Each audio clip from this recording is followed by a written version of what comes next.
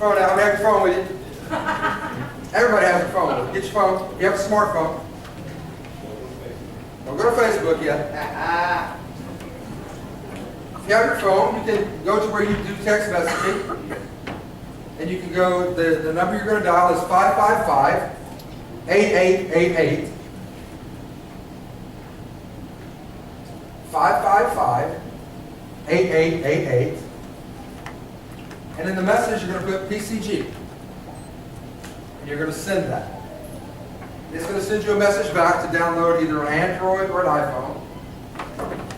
And once you do that, you'll have the app. Everybody good in that? 555-8888. Did not work? Oh, yeah, before 5. Oh, I'm sorry. I didn't have to, but yeah. Did it work? It sure works. It worked? It's not working?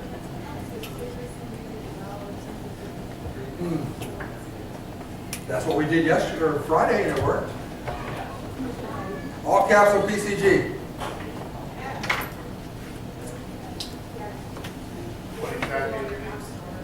Oh, Abby said you can go to your app store and you can look up PCG. Pentecostal Church of God? Pentecostal Church of God instead. Okay. So I was trying to help you, but evidently I need to get back to the story. I'm trying to. I'm just trying to let you know who you're connected with.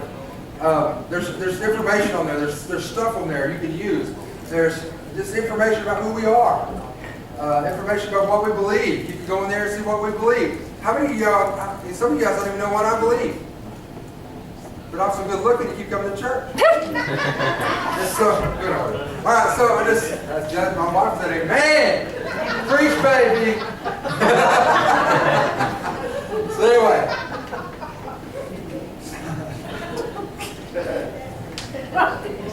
Okay, if it's not working, don't worry about it. Just go to your app store. Amen. All right, if you have your Bible, we're going to finish. I'm going to do Lot today. I'm going to do this. This is my story. I'm going to do Lot for just a few minutes, and I'll talk to you for a few minutes, and then I'll let you out of here. It's already 7 o'clock. Can you believe that? Wow. Time flies when you're having fun. Hallelujah. We're talking about Lot for a little bit. So you have your Bible, turn to Genesis chapter 12. I believe it's verse 4.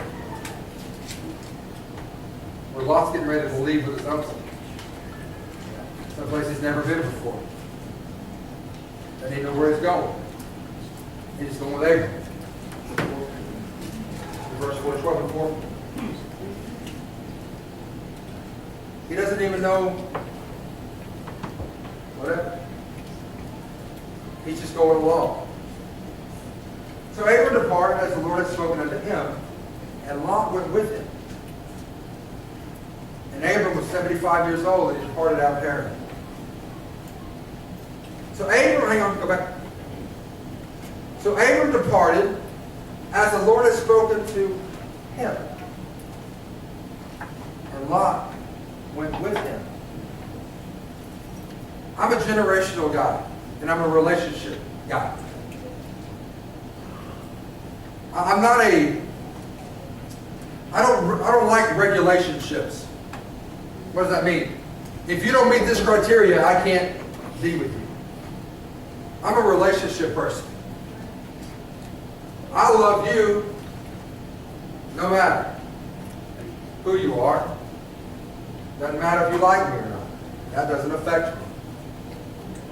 Whether you love me or not doesn't mean that I don't love you. I'm a relationship person. I'm a generational person. I'm so glad to have a generation like Lindsay, Landon, Abby, Olivia, Adam, Joe. Just looking.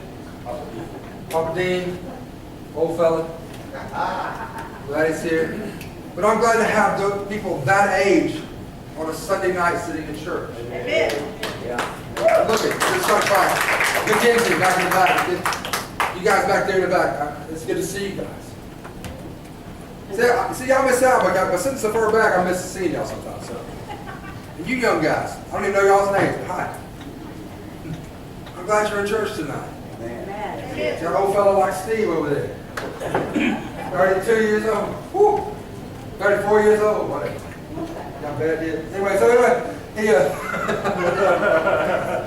got the spirit of 34.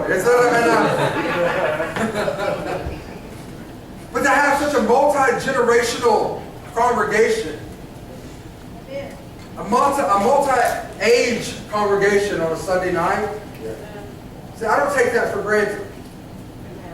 To have people that are, who's the youngest? How old are you, young lady? I'm only 10. How many? 10. 10? How about you? 12? Old timer? 12. You're like, 12. I'll pass that 10. So 10. Who's the youngest? Anybody younger than 10? 10 years old. And I'm not going to ask who's the oldest. We have 10 years old, and I dare say there's somebody here that's approaching 80, 70 something. And then we have all in between. I'm a multi-generational guy. I love the generations. I love them, and I love the differences, and I just think it's really cool. The differences of how Landon thinks, and how I think, and how Dean thinks, and how Phyllis thinks, and how we came all together. Do you realize, and I've said this in this church before, but I'm going to say this again, that do you realize in my generation, you guys that are older, how many know where you were at when John F. Kennedy got shot? Okay. Yes, sir. My generation, it's like Lincoln getting shot because we weren't born. It was something I had to learn to pass a test. But I don't have a clue what it was like for John F. Kennedy to get shot, or for Bobby to get shot. I have no clue. I have no concept of that. I wasn't even on this planet in 1963. I was 6 years removed from being on this planet.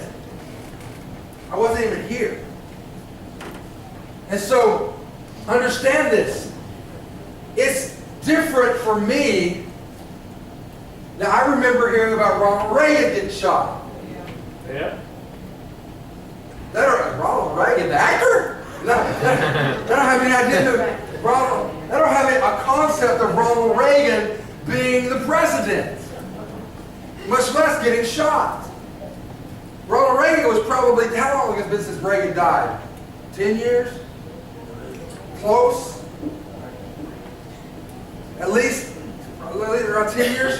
So that puts Abby at 11 years old, Adam at 8 years old, something like this, if it's 10 years ago. So I have no concept of that. When was it? When did he? I know you're looking it up. Somebody's looking it up. Google's a wonderful thing. 2004. 14 years ago. That's craziness. It seems like it was last year, a couple of years ago, he passed away. Seems like it. But a multi-generational congregation has to have a multi-generational leadership in order to continue to go forward. Because if we look internally and we just say, you know what, I'm just going to take care of mine, we're just going to take care of us. You know what's going to happen? We're going to close those doors and we're never going to walk in it again. Because it's going to close up. You have to be multi-generational and you have to be multifaceted in the fact that you have different age groups at all times. And you protect those age groups, no matter who it is. The concept that I had, that God gave me, that laid on my heart to have different groups take care of each other, works if we do it. The concept of having groups that identify the same way, that remember John F. Kennedy getting shot. You understand? There's a song by a group called Alice in Chains that says, you try to forget what I don't even remember. They try to forget what I never had any concept of. 9/11, Adam was 1 year old. He has no concept of it. I watched it live on TV. For hours. hours. I watched it like, he has no concept of 9/11 because we're too sensitive to show it. I think y'all see what the devil did that day. And remind yourself every so often. We're too sissified to, oh, I can't handle it. Look and see what the devil did that day. Remember what happened that day. Horrible Tuesday. It's a Tuesday. I even remember the day. It was a Tuesday. September 10th, 2001.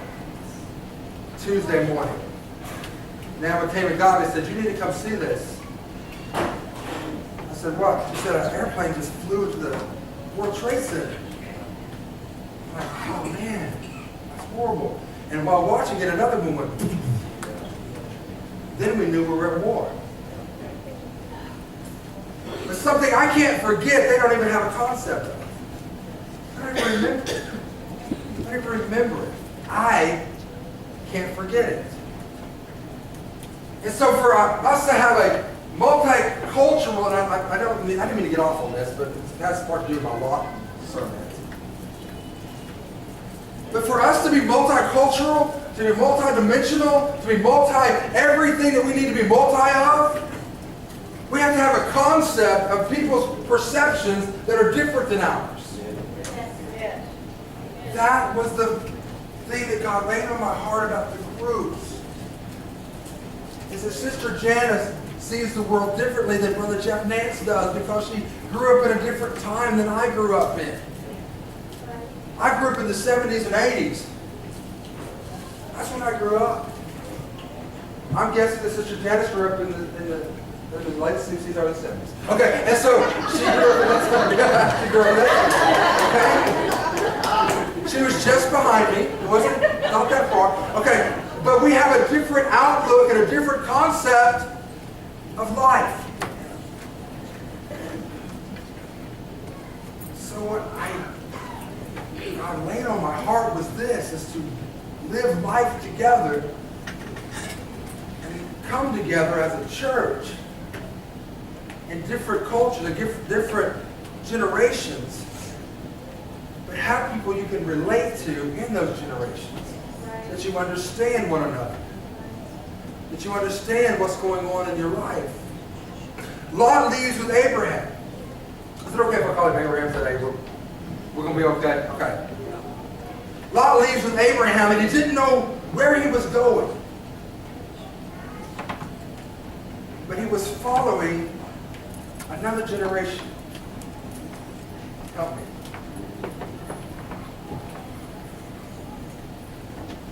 Remnant. That's just this. Remnant. They're leading another generation. They don't even know. Not all the time. But we follow after them. We see them moving, so we have to move. Because they have the abilities, and they have concepts that we've not even touched, and they've seen a move of God that we've never seen. Some of us. And so as a movement in our church, and as a group of our church, they are moving, and another generation is following behind you, because quicker than an eye can blink or a twinkling of an eye, they're going to be part of the 55 and over group. I hate to tell you guys this, but 30 years goes quick. 30 years will turn on that calendar really fast. Think about Lindsay and Abby. Think about how long you've already been out of high school.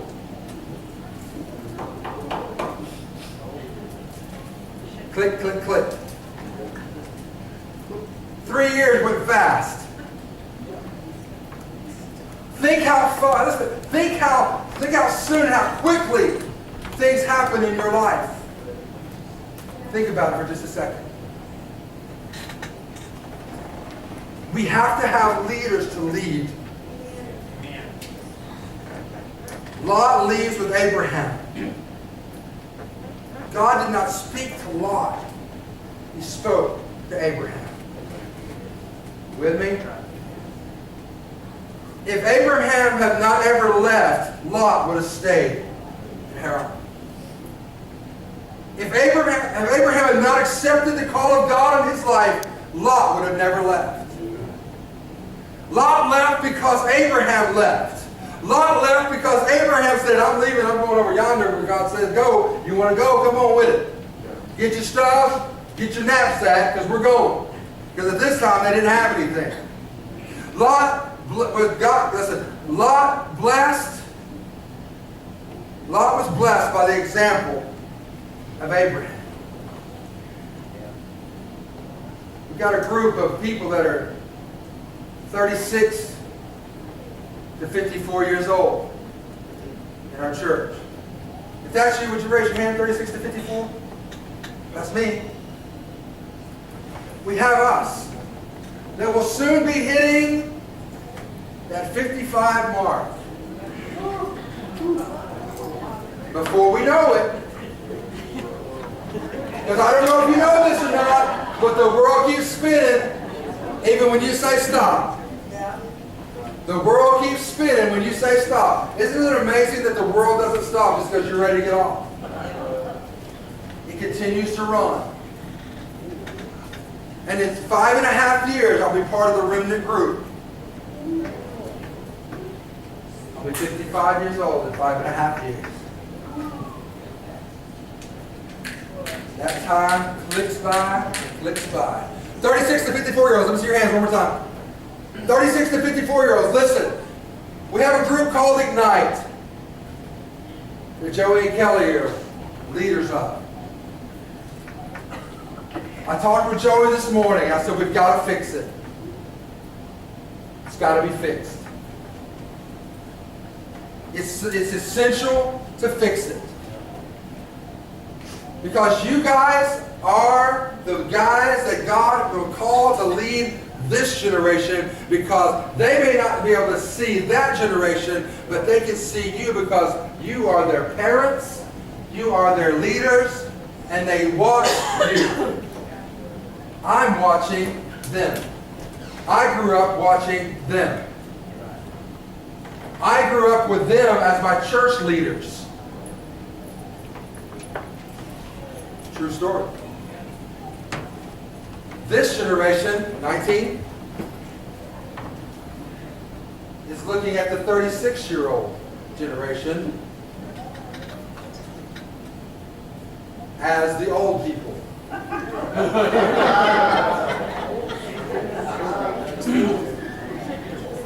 Can I just be honest? The old people. Because you seem so much older than a 20-year-old at 36 years old. You seem so much older. Now look, you seem so much older. You look older in their eyes, but here's the thing. Then I have 19-year-olds that are looking at how many 18 to 35ers do we have in the house today? You're barely. Just hanging on by your teeth. Okay. 18 to 35ers. Okay. That generation is looking for a leader to lead. I'm going to wrap it up in a nice little bow for you here in a minute, okay? They have a group called Next Step that's headed up by Tommy and Janet. Tommy and Janet. That group is from 18 to 35. Yes, I know it's a big age difference, but I didn't have anybody else when that concept came to me to put in there to break that up. The reason it's that, right, is because you're getting out of high school, you're going to college, you're getting married, you're having children, you are doing life, you're getting jobs, you're starting your careers. And the reason that God laid Tommy and Janet on my heart is because they have 4 children that are going through that same thing. They've walked that path. And so God laid them on my heart to do that. Let them lead you. Let them help. There's wisdom in that. You know, Jan's a lot closer to remnant than I am.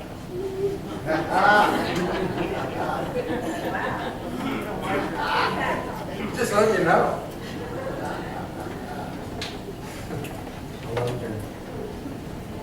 Let them lead us.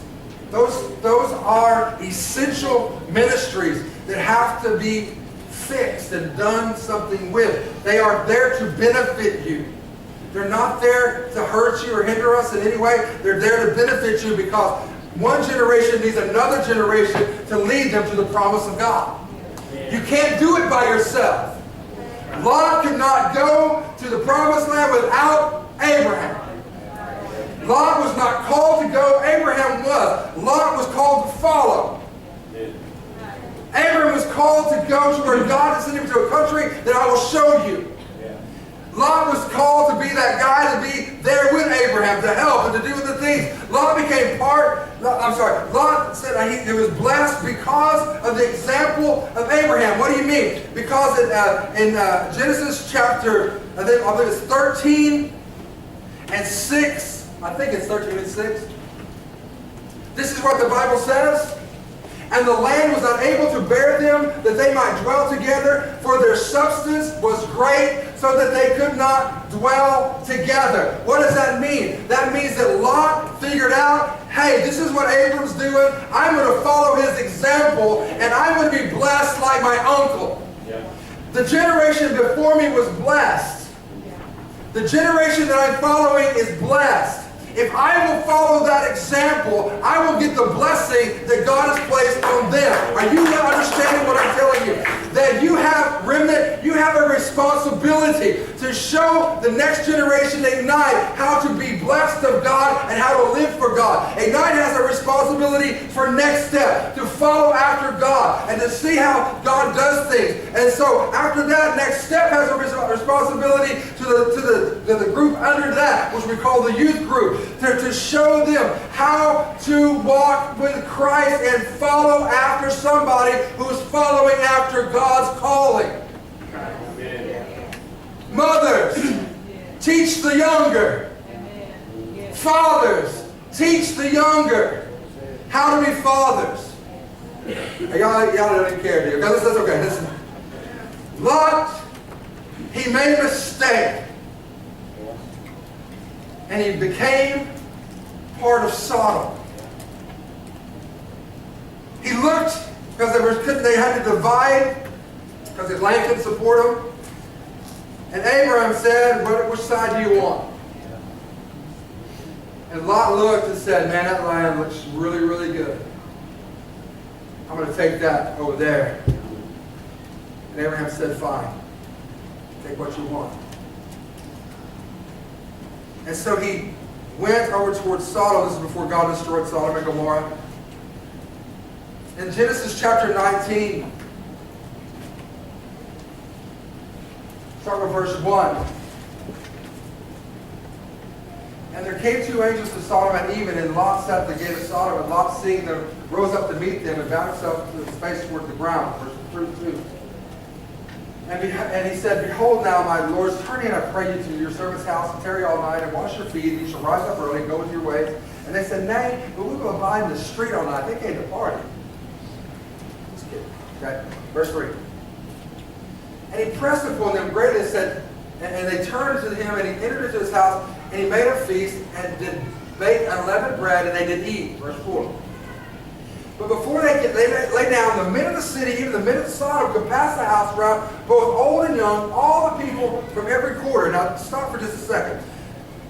They knew that they were in the house. And Lot was trying to keep them from the truth of Sodom.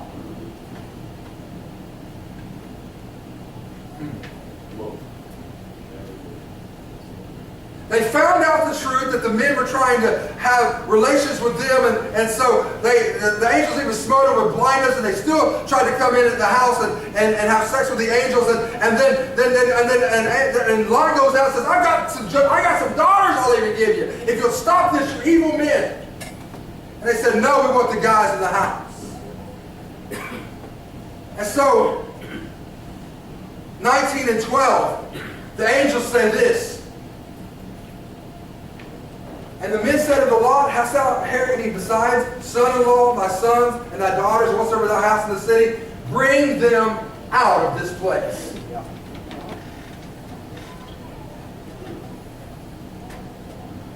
He said, I'm fixing to destroy this thing. Bring them out of this place. The story goes on, and I'm not going to read all of it to you, that Abraham comes to the rescue. Come get his nephew. Well, what does that have to do with anything? This is what it has to do with it. We have a generation that have been through something. We have a generation that are yet to go through some things. This generation can come to the rescue. I don't know why this is doing this, but whatever. Okay. Yeah, not all of you. I can. This generation. So that generation can come to the rescue of a generation that doesn't yet know the sting of some of the mistakes they're going to make. Lou Holt said in the graduation commencement, young people, you don't know what it's like to be 79 years old, but I know what it's like to be 21.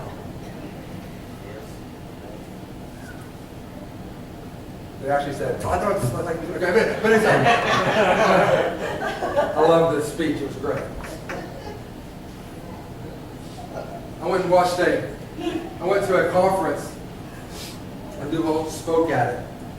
And the whole time he's doing a magic trick where he pours milk into a paper and it disappears. I don't know how he did it, don't have a clue. He's amazing. But the whole time he's speaking, he's tearing up this newspaper and he's making a cone out of it. And he's got milk and he fills it up and he goes, pow, and the paper's back together and there's no milk. It's amazing.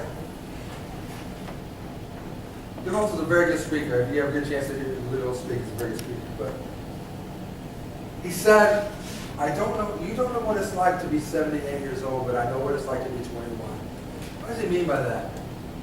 He's been 21 3 times. He knows what it's like and what you're going to walk through. Don't despise the counsel of those that have walked that walk. Don't act like they don't know what they're talking about. Don't act like they're not good enough to listen to. Don't act like they don't know what they're talking about, because some of them have walked a walk that you don't have any idea about. Listen, some of you see how they're together right now, but you didn't see when they were all falling apart and everything else was going on in their lives. You didn't see the hardship. You didn't see when they didn't have anything. You didn't see when the generation was, my mom's generation had nothing. She was born in 1933. That generation grew up at a time where there was nothing to be had, and nobody had anything, so nobody knew they were poor. Everybody had nothing. It was great. So we don't see that part. We see they've got it all together. They got their retirement plan together. They're living okay. They're eating. They're doing okay. We see that. We didn't see the sacrifice at age 25 to 45 when they would put money back so they would have something to live on in retirement. We didn't see the times they didn't go out to eat. They said, oh, we're just not hungry, when that was not the case. The case was they didn't have the money to go out and eat, but they weren't about to tell anybody they didn't have the money to go out and eat because they were saving, because they had a plan for the future. See, you have to have a plan. You have to have a plan. I love it that the angel said, you have anybody in this place? Because I'm about to tear this place up. You guys have got to get out of here. And Abraham comes to the rescue. And Abraham comes, and like I'm saying, is this generation can come to your rescue. Even if you're the 36 to 54-year-olds, listen to the generation above you. Listen to what they have to say. I didn't say do everything they say to do, but listen to them. Listen to what they have to say. Give them an audience. Let them speak into your lives, especially spiritual things. Let them speak into your life what God has done in their life and what God will do in your life, and you'll simply trust Him. Speak. Let them speak into your life. They've been down the road. The road you're about to travel, they've traveled. They understand what it's like. So Abraham comes to the rescue. Okay. When Lot goes and tells all of his family and everybody, hey, we got to get out of here. The angel's going to tear this place up. We got to get out of here and do this. The Bible says in the New King James that he seemed like one that was joking. One that was joking. Let's review a little bit about Lot's life. Number one, Lot wasn't called to go to the land, but he followed after his uncle, another generation.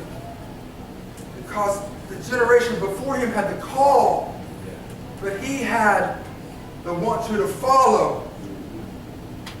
Number two, that he began to do what Abraham did, and he began to be blessed because he followed the example of his uncle and did what Abraham did, and the blessing of Abraham came upon him. So now the land is so full that they can't live together, and so he had to separate. But one thing that he did not learn is this. When his uncle said, which side do you want? He should have honored his uncle and said, no, you're the man. You get the first choice. So we have men in the Oklahoma District Pentecostal Church of God that I honor with everything that is within me. We have a man named Leon McDowell that was the superintendent / bishop of our district for a long, long time. We have a man named James Burnsworth that was a secretary for a long, long, long, long time. His wife, Arlena G. Burnsworth, she was the women's director for a long, long, long, long time. We have a man named Charles Ledbetter, who was the financial director for a very, very, very long time. And they, all four of those people, not just 4 of them, I honor highly and keep them in high esteem. Because I know what they sacrificed to have a district in Oklahoma. I know the sacrifice that their family, I know part of the sacrifice that their family did for us to have what it is we have today. I'm privy to some information that because I lived it. A lot of people say, I'm a PCG guy. They say it, but I lived it. That's all I've ever been. That's all I've ever cared to be. I don't care to go to the Assembly of God. I don't care to go to the Church of God. I don't care to go to the Church of God in Christ. I don't care to go to Foursquare. Don't care to go anything else. I care to be part of what we're doing. Sometimes to a fault, I care. But I know this, that those men are to be honored, and her and that lady are to be honored and revered. Did they do everything right? Dear God, no. No. They didn't. They didn't do everything right. But their sacrifice cannot be hidden from what they sacrificed, that we today can sit in this church today and have it be solid and have a firm foundation underneath it because of their sacrifice. A lot of people believe that we sold our campground in Sepulpa because for whatever various reasons. Can I tell you the real reason? I don't know if I should tell this on camera or not, but I'm going to tell you. The real reason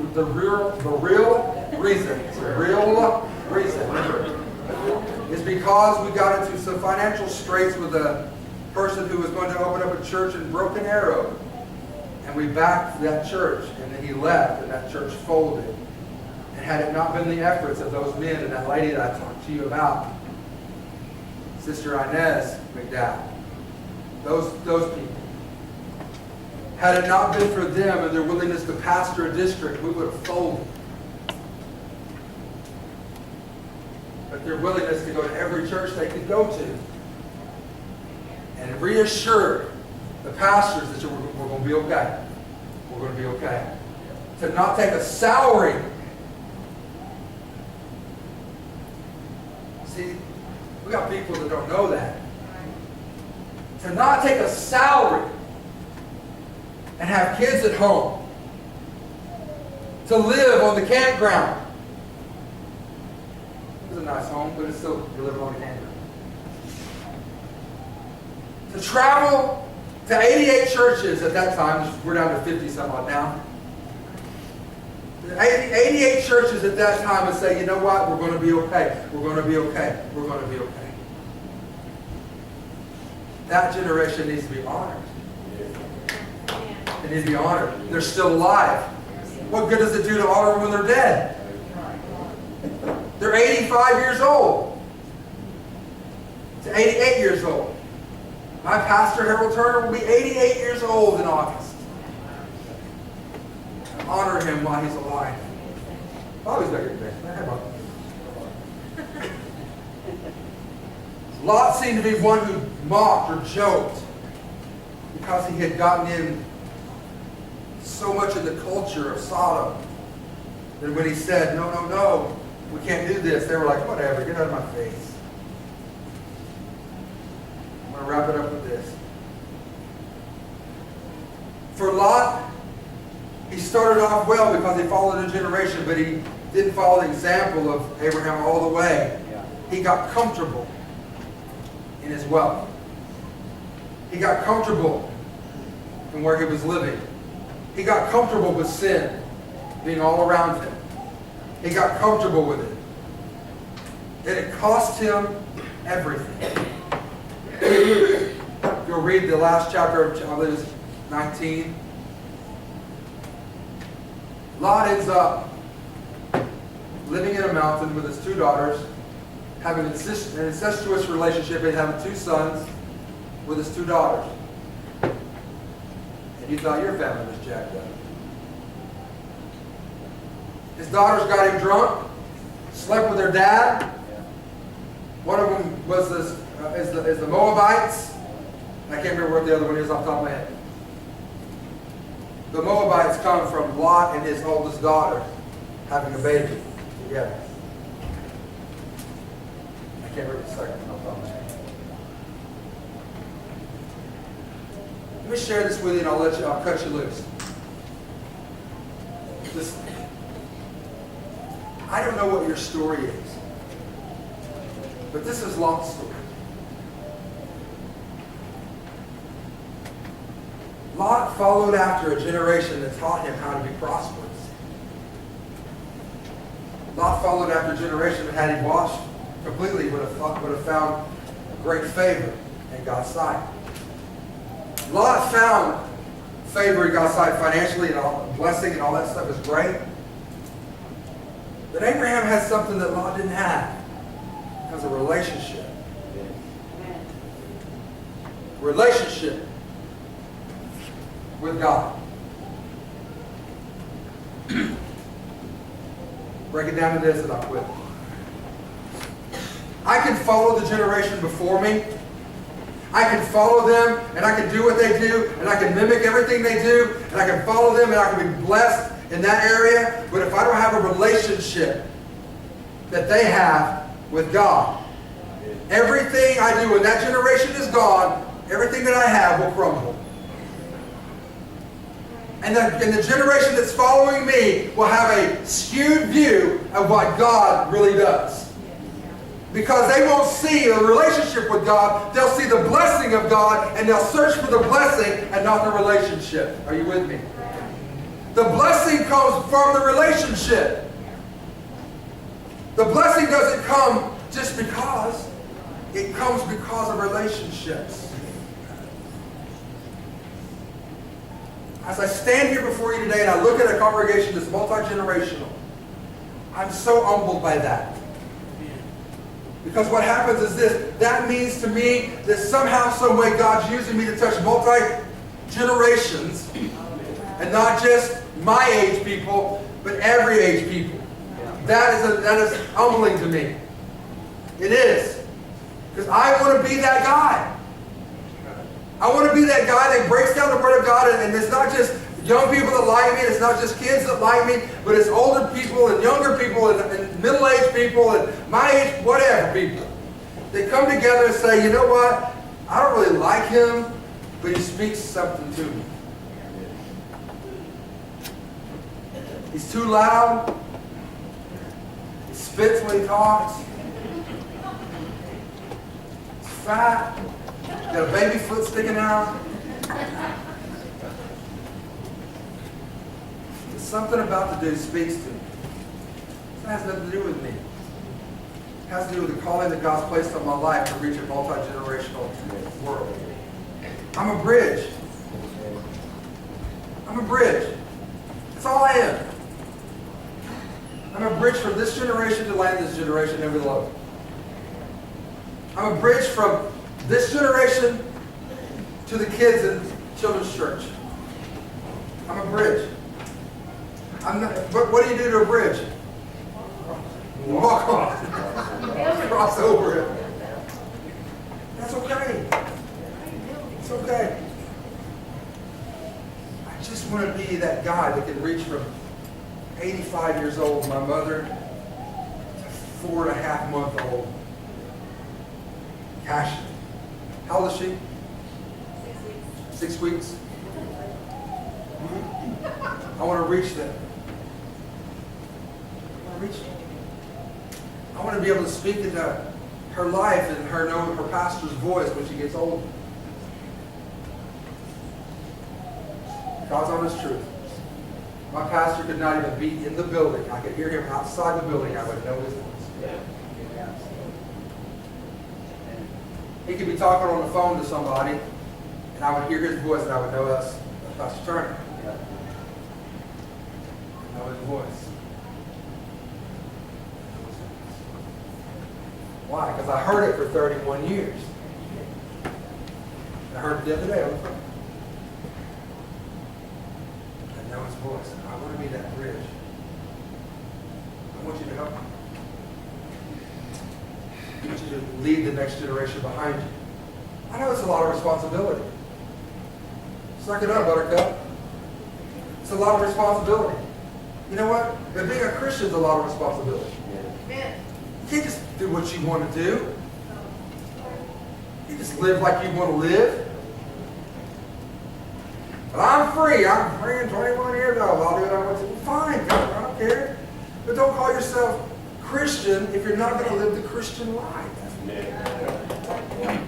Let's live a Christian life, and let's lead a generation that's coming up behind us and show them a relationship so the blessings come. So God can help them in times of sorrow, in times of need. They will understand there's a relationship that has to take place. Because if this relationship doesn't happen, the generation coming behind you is going to be skewed.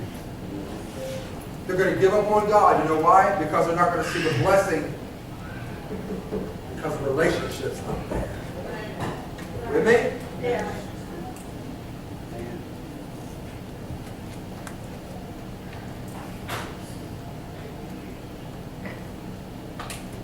People get so frustrated with God because they don't think that He's real.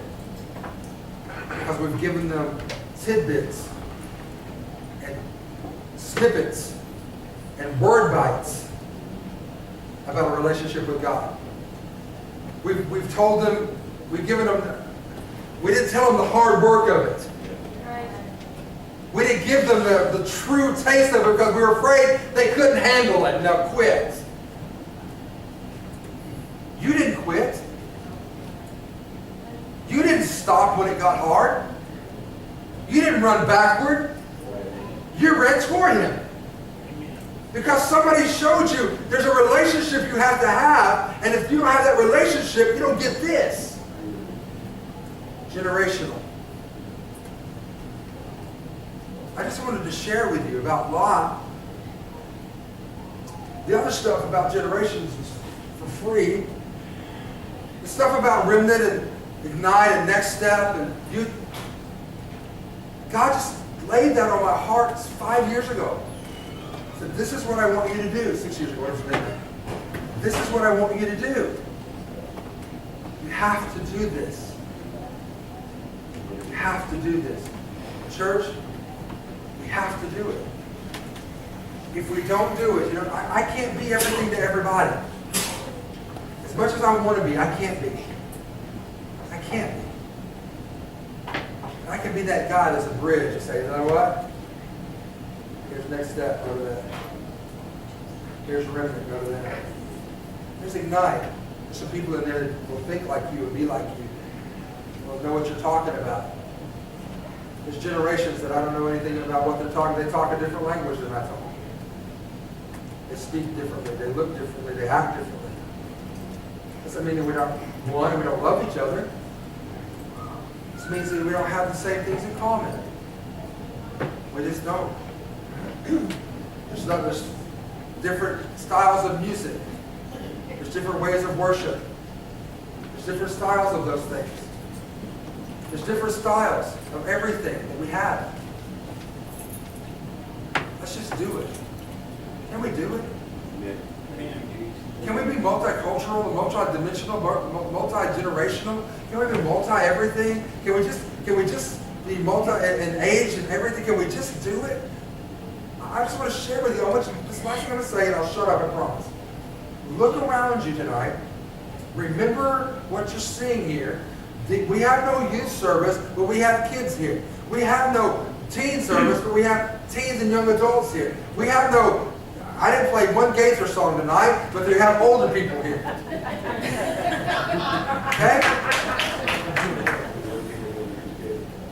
That's true. But we're all here together. Because God's brought us together. God's put this church together for a reason. And you are the reason. You're the reason. If you're here today and you don't know Jesus Christ as your Savior, I didn't get an opportunity to do this morning. If you don't know Jesus as your Savior, everything I preach to you means nothing. Because you have to have a relationship with Him. You must have that relationship. If you don't, it doesn't mean a thing. Your houses, your cars, your trucks, your boats, your whatever's, don't mean anything. Relationship with Him.